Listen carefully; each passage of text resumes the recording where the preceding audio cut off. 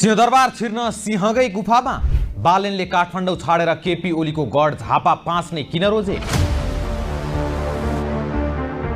राजनीति सधैँ सोझो रेखामा हिँड्दैन। कहिलेकाहीँ यसले यस्तो मोड लिन्छ जसले इतिहासका पानाहरू नै पल्टाइदिन्छ। आज हामी त्यस्तै एउटा टर्निङ पोइन्टको सङ्घारमा उभिएका छौँ।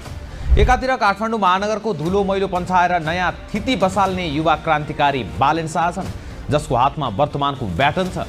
अर्कोतिर झापाको माटोमा आफ्नो राजनीतिक साम्राज्य खडा गरेका भेटरान खेलाडी केपी शर्मा ओली छन्, जोसँग दशकौंको विरासत छ।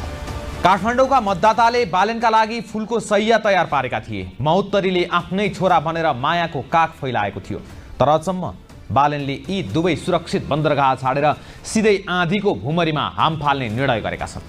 बालेन काठमाडौँको आरामदायी जित छाडेर केपी ओलीको फलामे किल्ला मानिने झापा क्षेत्र नम्बर 5 मा ठोक्किन जाँदैछन्। आखिर किन? के यो बालेनको विनाशकाले विपरीत बुद्धि हो कि राजनीतिको चेसबोर्डमा चालिएको आजसम्मकै सबैभन्दा चलाक ग्रान्ड मास्टर मुभ? आजको भिडियोमा हामी बालेनको यो निर्णयभित्र लुकेको गहिरो पोलिटिकल इन्जिनियरिङ र आधारहरूको चिरफार गर्नेछौँ, जसले नेपाली राजनीतिमा भूकम्प ल्याइदिएको छ। काठमाडौँ 2 बालेनका लागि एउटा रेडिमेड जितको मैदान थियो। राष्ट्रिय स्वतन्त्र पार्टी राष्ट्रपाले त बालेनका लागि त्यहाँ रातो कार्पेट नै बिछ्याएको थियो। उता मधेसको महोत्तरीमा रगतको नाता र माटोको सम्बन्धले बोलाइरहेको थियो। राजनीतिमा सामान्यतया नेताहरू पानीको बहाव कता छ त्यतै पौडिन्छन्। शुभचिन्तकहरूले बालेनलाई बारम्बार भने, बालेनजी, राजनीतिमा सेफ ल्यान्डिङको पनि महत्त्व हुन्छ, किन भिरबाट हाम फाल्न खोज्दै हुनुहुन्छ? तर बालेनको मनोविज्ञान अर्कै धातुले बनेको देखिन्छ। बालेनले आफ्ना सल्लाहकारहरूलाई दिएको जवाब कुनै चलचित्रको डायलग भन्दा कम छैन। उनी भन्छन्, ससाना चुचुरा त जसले पनि चढ्छ, तर सगरमाथा चढ्ने आँट थोरैले मात्र गर्छन्। यदि म देशको प्रधानमन्त्री बन्ने सपना देख्छु भने अर्को प्रधानमन्त्रीको दावेदारलाई नहराई त्यो कुर्सीमा बस्नुको के अर्थ? केपी ओलीसँग नभिडी जितेको चुनावमा त्यो स्वाद कहाँ? यही स्वाद र साहसको खोजीमा बालेनले झापाको त्यो रापिलो मैदान रोजेका छन्, जहाँ एमालेको सङ्गठन जरा गाडेर बसेको छ। तर के यो आवेग मात्र हो? होइन, यसका पछाडि विभिन्न बलिया खम्बाहरू छन्। ती खम्बा र ती आधारहरूको बारेमा चर्चा गरौँ। बालेनको यो निर्णय भावनाको भेलमा बगेर गरिएको होइन। यो त कोल्ड ब्लडेड क्याल्कुलेसन हो।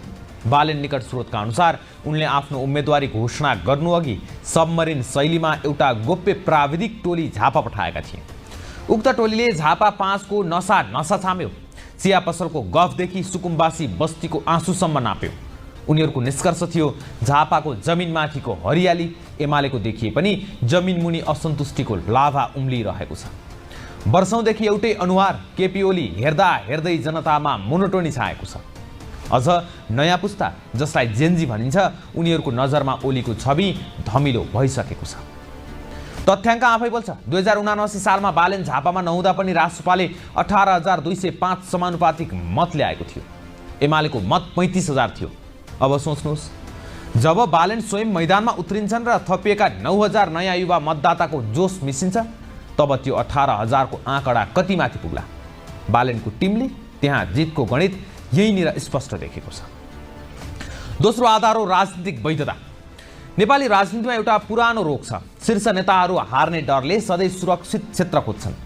तर बालेन यो कायरताको श्रृङ्खला तोड्न चाहन्छन्। यदि तपाईँ जङ्गलको राजा बन्न चाहनुहुन्छ भने तपाईँले सिंहसँग लड्नै पर्छ। स्यालहरूसँग लडेर कोही जङ्गलको राजा हुँदैन। बालेनले आफूलाई भावी प्रधानमन्त्रीको रूपमा प्रोजेक्सन गरिरहँदा उनले वर्तमानका सबैभन्दा शक्तिशाली मानिने केपी ओलीलाई उनकै गढमा चुनौती दिनु भनेको म अब बच्चा होइन, म तिमीहरूकै कदको नेता हुँ भनेर घोषणा गर्नु हो।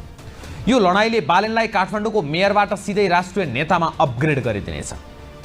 इतिहास साक्षी छ, जसले ठुला स्तम्भ ढाल्छ उसकै नाम स्वर्ण अक्षरमा लेखिन्छ। बालेनको टिमले बुझेको छ, काठमाडौँ वा महोत्तरीमा जित्नु भनेको सूर्य पूर्वबाट उदाउनु जस्तै सामान्य कुरा हो।